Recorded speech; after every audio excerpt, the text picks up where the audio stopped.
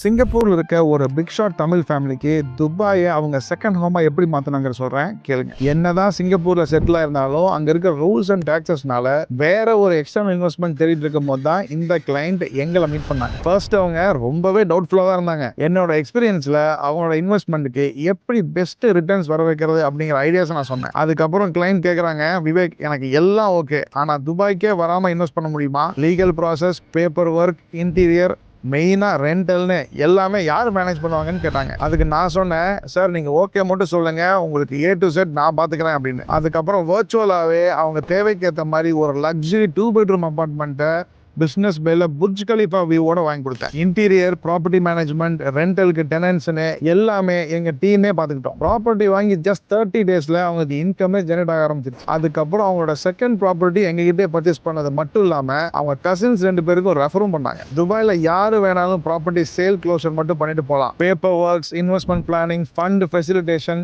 Visa process, இது எல்லாத்தையுமே NEET and கிளீனா பண்ணி கொடுக்கறதா எங்க ராயல் கிரஸ்டோட ஸ்பெஷாலிட்டி. நீங்க சிங்கப்பூர்லயோ, யூஎஸ்லயோ இல்ல ஆஸ்திரேலியாலோ எடுத்துக்கிட்டு துபாயில ப்ராப்பர்ட்டி வாங்கணும், ஆனா என்னால் டிராவல் பண்ண முடியாது, யாரு பார்த்துக்குவாங்க, எப்படி பண்றதுன்னு நினைச்சிட்டு இருந்தீங்க அப்படின்னா எனக்கு நீங்க கான்டாக்ட் பண்ணிக்கோங்க.